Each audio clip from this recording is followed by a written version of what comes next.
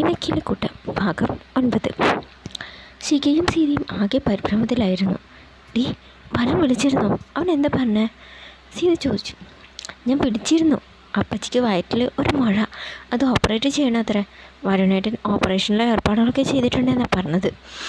അത് കേട്ട് സീതയെ ആകെ പകച്ചു. ഈശ്വര, ഇനിയിപ്പോൾ എന്താ ചെയ്യുക? കൃത്യസമയത്ത് തന്നെ നിൻ്റെ അച്ഛനും പെറ്റച്ഛനും കോയമ്പത്തൂരിന് പോകാൻ തോന്നിയല്ലോ, സീത പറഞ്ഞു. അവരിവിടെ ഉണ്ടായിട്ട് എന്ത് പ്രയോജനം?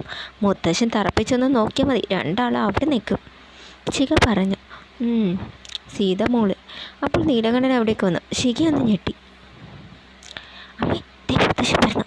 ഇരുവരും ഒന്ന് പരിങ്ങി. അയാൾ അവരുടെ അരികിലേക്ക് വന്നു. ഇരുവരെയും മാറി മാറി നോക്കി. എന്താ രണ്ടുപേരും കൂടി ഇവിടെ ഇരുന്നൊരു സംസാരം? അയാൾ ചോദിച്ചു.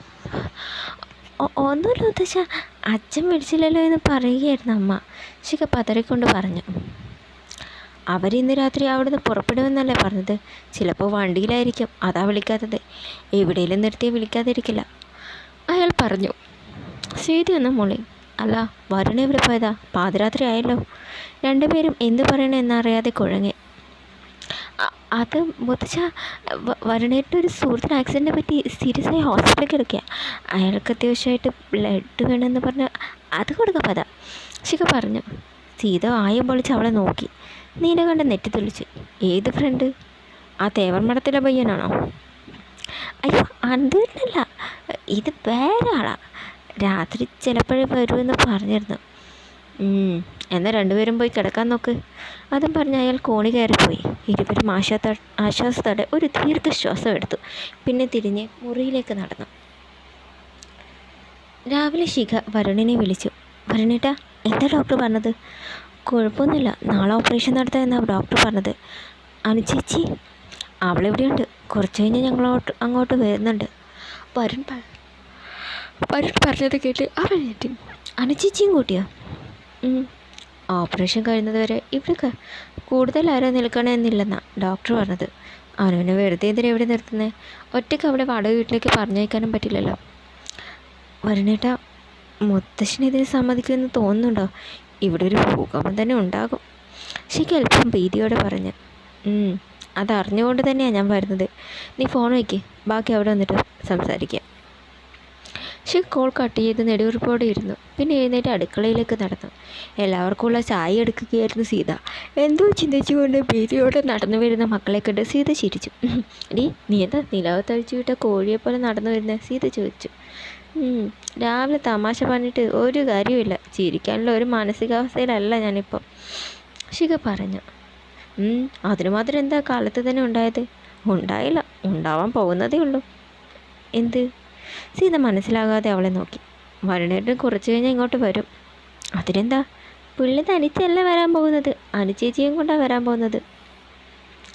സീത ആകെ തരിച്ചു നിന്നപ്പോൾ അവൾ ശിഖയെ കണ്ണുമിഴിച്ച് നോക്കി. എന്തേ? അനുവിനെയും വരുമെന്നോ? ശിഖ അവൻ പറഞ്ഞതെല്ലാം അമ്മയോട് പറഞ്ഞു. എൻ്റെ ഈശ്വരാ, ഇന്ന് എന്തൊക്കെയാണാവോ സംഭവിക്കാൻ പോകുന്നത്? സീത നെഞ്ചിൽ കൈവച്ചുകൊണ്ട് പറഞ്ഞു. അപ്പോഴാണ് പുറത്തൊരു വണ്ടി വന്ന് നിൽക്കുന്ന ശബ്ദം കേട്ടത്. രണ്ടാളും ഒന്ന് ഞെട്ടി. ദൈവമേ, അവർ വന്നോ?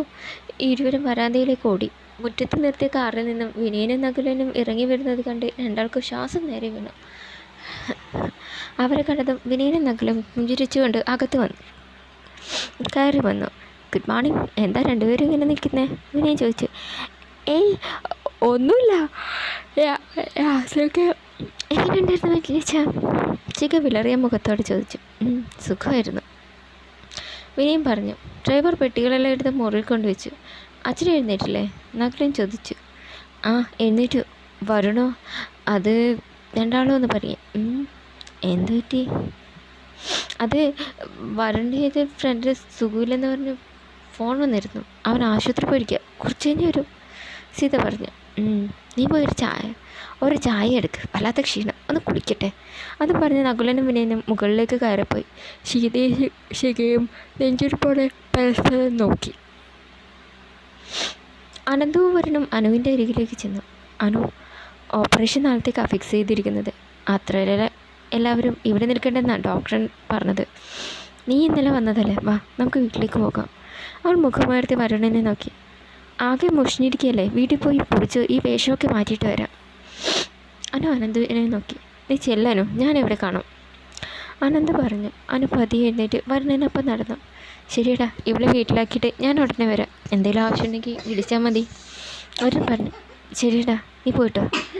അനന്ത് പറഞ്ഞു. വരുൺ അനുവിനെയും കൂട്ടി നടന്നു. കവല കഴിഞ്ഞ് വണ്ടി ഇടത്തോട്ടുള്ള റോഡിലേക്ക് തിരിഞ്ഞതും അനു വന്ന് പകച്ചുകൊണ്ട് ചുറ്റും നോക്കി. വരുണിൻ്റെ എങ്ങോട്ട് പോകണേ? അവൾ പകച്ചുകൊണ്ട് ചോദിച്ചു. വീട്ടിലേക്ക്. അതിന് വീട്ടിലേക്കുള്ള വഴി ഇതല്ലല്ലോ. വരുൺ മുഖം തിരിച്ച് അവളെ നോക്കി. നിൻ്റെ വാടക വീട്ടിലേക്കല്ല, പൂമംഗലം തറവാട്ടിലേക്കാണ് നമ്മൾ പോകുന്നത്. ഞെട്ടി. വണ്ടി നിർത്ത്, അവൾ ഉറക്കെ പറഞ്ഞു. വരുൺ വണ്ടി നിർത്തി അവളെ നോക്കി. വരുണിന് എന്ത് ഭാവിച്ച് എന്നെ അങ്ങോട്ട് കൂട്ടിക്കൊണ്ടു പോകുന്നത്? മുത്തശ്ശൻ എന്നെ ആ പടിക്കകത്ത് കയറ്റില്ല, അവൾ കരഞ്ഞുകൊണ്ട് പറഞ്ഞു. അനു, നീ ഒരിടത്തേക്കും വലിഞ്ഞു കയറി ചെല്ലുന്നതൊന്നുമല്ല. നിനക്ക് കൂടി അവകാശമുള്ള തറവാട്ടിലേക്കാണ് നീ കയറി ചെല്ലാൻ പോകുന്നത്. നിൻ്റെ അമ്മ ജനിച്ചു വളർന്ന വീട്ടിലേക്ക്. പൂമംഗലത്തെ നീലകണ്ഠൻ്റെ കൊച്ചുമകളാണ്. വേണ്ട പറഞ്ഞേട്ടാ, ഞാൻ കാരണം ഒരു വഴക്ക് വേണ്ട.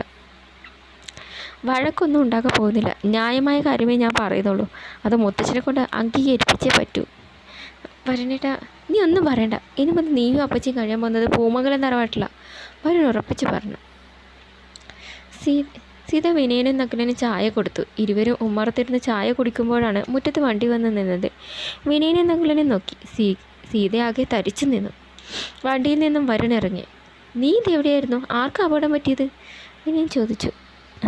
നമുക്കൊക്കെ വേണ്ടപ്പെട്ട ഒരാൾക്കാ. അതാര്? വിനയൻ മനസ്സിലാവാതെ ചോദിച്ചു. പറയാം, അതിനു മുമ്പ് എൻ്റെ കൂടെ ഒരാളും കൂടി ഉണ്ട്. അതും പറഞ്ഞ് അവൻ അപ്പുറത്തെ വശത്ത് പോയി ശിഖ അവിടേക്ക് വന്നു. സീതയും ശിഖയും ശ്വാസം അടക്കി പിടിച്ച് നിന്നു. നകുലനും വിനയും ആകാശയോടെ നോക്കി.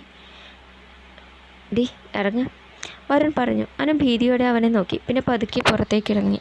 അവളെ കണ്ടതും വിനയനും നകുലൻ ഒരുപോലെ ഞെട്ടി. നിൽക്കവിടെ. ഇരുവരും മുറ്റത്തേക്ക് ഇറങ്ങിച്ചെന്നു. വരുൺ, നീ ഇത് എന്ത് ഭാവിച്ച് ഇവൾ ഇവിടേക്ക് കൂട്ടിക്കൊണ്ടുവന്നത്? അച്ഛനെങ്ങാനും കണ്ടാൽ എന്താ ഉണ്ടാകുന്നതെന്ന് അറിയാമോ? വിനയൻ ശബ്ദം താഴ്ത്തി ചോദിച്ചു. മുത്തച്ഛൻ കണ്ടാലെന്താ? അന്യനെ ഒന്നല്ലല്ലോ ഞാൻ ഇവിടേക്ക് കൂട്ടിക്കൊണ്ടത്. മുത്തച്ഛൻ്റെ കൊച്ചുമക്കളെയല്ലേ? വരുൺ തിരിച്ചടിച്ചു. വരുൺ, കാലത്ത് തന്നെ വെറുതെ വഴക്കിന് നിൽക്കണ്ട. നീ ഇവളെയും വിളിച്ച് പോകാൻ നോക്ക്. ഇല്ല, അങ്ങനെ തിരിച്ചു പോകാനല്ല ഞാൻ ഇവളെയും കൊണ്ട് കൂട്ടിക്കൊണ്ടു വന്നത്. ഇവൾ ഇനി മുതൽ താമസിക്കാൻ പോകുന്നത് ഇവിടെ. അതിൻ്റെ പേരിൽ എന്ത് ഭൂകമ്പം ഉണ്ടാകാൻ പോകുന്നതെന്ന് എനിക്കറിയണം. നീ വാടി, വരുൺ പറഞ്ഞു. ഇരുവരെയും നോക്കിയ ശേഷം വരുണിൻ്റെ പിന്നാലെ നടന്നു. സീതയും ശിഖയും പുഞ്ചിരിച്ചു. വലതുകാലം വെച്ച് തന്നെ കയറിക്കോ, വരുൺ പറഞ്ഞു. പുഞ്ചിരിച്ചുകൊണ്ട് കാലെടുത്ത് വയ്ക്കാനിറങ്ങിയും ഘോരമായ ഒരു അലർച്ച കേട്ടു. ആ പാട്ടി ചവിട്ടി പോകരുത്. എല്ലാവരും ഞെട്ടിത്തെറിച്ചു നോക്കി. കോപത്തോടെ നീലകണ്ഠൻ അവിടേക്ക് വന്നു. എല്ലാവരും ഭീതിയോടെ പരസ്പരം നോക്കി. വരുണിന് പക്ഷേ ഒരു കുലുക്കവും ഉണ്ടായിരുന്നില്ല. എന്ത് ധൈര്യത്തിലാണ് നീ മുറ്റത്ത് കാലുകുത്തിയത്? അയാൾ അരിശത്തോടെ അവളെ നോക്കി ചോദിച്ചു. ഭീതിയോടെ വരുണിനെ നോക്കി. ഈ കുടുംബത്തിലെ അംഗമാണ് എന്ന ധൈര്യത്തിൽ, വരുൺ പറഞ്ഞു. ഈ കുടുംബത്തിലെ അംഗമോ? ഏത് വകയിലെ അത് എന്ന് അറിഞ്ഞാൽ കൊള്ളാം, അയാൾ പുച്ഛത്തോടെ ചോദിച്ചു.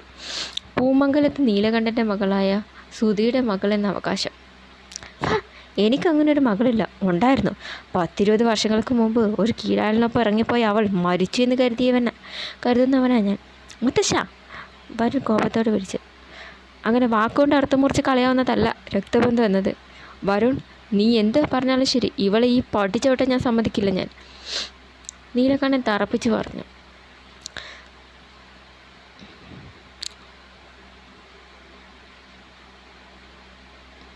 വരുൺ അനുവിൻ്റെ അരികിലേക്ക് ചെന്നു. നിറകണ്ണുകളോടെ അവൾ അവനെ നോക്കി. അവൻ എല്ലാവരെയും ഒന്ന് നോക്കിയ ശേഷം അനുവിൻ്റെ കൈകളിൽ കോരിയെടുത്തു. എല്ലാവരും ഇത് കണ്ട് അന്തം വിട്ടു നിന്നു. അനു ആകെ പകച്ചു. വരുണേട്ടാ, എന്താ ഇത്? അവൾ ചോദിച്ചു. വരുൺ കൂസലില്ലാതെ അവളെയും എടുത്ത് പടി കയറി. വരാന്തയിലെത്തിയതും അവളെ താഴെ നിർത്തി. ഇപ്പോൾ പടി ചവിട്ടിയിട്ടില്ല, പോരെ? അവൻ ചോദിച്ചു. സീതയും ശിഖയും ചിരിയടക്കി. കോപം തുടിക്കുന്ന കണ്ണുകളുമായി നീലകണ്ഠൻ വരുണിനെ നോക്കി. വരുൺ, നീ അപ്പോൾ രണ്ടും കൽപ്പിച്ചാണല്ലേ? മുത്തശ്ശി, ഞാനൊന്നും കൽപ്പിച്ചല്ല ഇവിടേക്ക് വന്നത്. ആരോടും വെല്ലുവിളിക്കാനും മത്സരിക്കാനും ഉള്ള ഒരു മാനസികാവസ്ഥയിലല്ല ഞങ്ങളിപ്പോൾ. അപ്പച്ചി സീരിയസ് ആയിട്ട് സിറ്റി ഹോസ്പിറ്റലിൽ അഡ്മിറ്റായിരിക്കുകയാണ്. വരുൺ പറഞ്ഞത് കേട്ട് നീലകണ്ഠനും വിനയനും നകുലനും ഞെട്ടലോടെ അവനെ നോക്കി. നാളെ അപ്പച്ചിയുടെ ഓപ്പറേഷൻ ഫിക്സ് ചെയ്തിരിക്കുക. ആരും തുണിയില്ലാത്ത ഇവളെ പെരുവഴിയിൽ ഉപേക്ഷിക്കാൻ പറ്റുമോ? കടിച്ചു കീറാൻ ഇരയെ തേടി തക്കം പാർത്ത് നടക്കുന്ന കഴുകന്മാരുടെ വായിലേക്ക് ഇവൾ ഇട്ടുകൊടുക്കാൻ പറ്റുമോ? എന്തൊക്കെ വന്നാലും സ്വന്തം മകളല്ലേ. മക്കൾ തെറ്റ് ചെയ്താൽ അത് ക്ഷമിക്കാനും മാതാപിതാക്കൾക്ക് മാത്രമല്ലേ സാധിക്കൂ. ഇനിയെങ്കിലും അവസാനിപ്പിച്ചുകൂടെ? അവൻ ദീനതയോടെ ചോദിച്ചു. നീലകണ്ഠന് മുഖം കുനിച്ചു നിന്നു. പിന്നെ ഒന്നും മിണ്ടാതെ തിരിഞ്ഞു നടന്നു. അവന് കരഞ്ഞു. വിനയൻ അവരുടെ അരികിലേക്ക് വന്നു. മോള് കരയണ്ട, മുത്തശ്ശൻ പെട്ടെന്നുണ്ടായ ദേഷ്യത്തിൽ പറഞ്ഞതാ. വിനയൻ വാത്സല്യത്തോടെ പറഞ്ഞു. സീതേ, നീ ഇവളെ അകത്തേക്ക് വിളിച്ചുണ്ടോ? നകുലൻ പറഞ്ഞു. വാ പോവാം. വാ മോളെ. സീതയും ശിഖയും അവളുമായി അകത്തേക്ക് പോയി. അവരൻ ആശ്വാസത്തോടെ അവരെ നോക്കി. അങ്ങനെ 1 ഘട്ടം കഴിഞ്ഞു. ഇനി 2 ഘട്ടം. അവൻ ചെറു ചിരിയോടെ പറഞ്ഞു. തുടരും.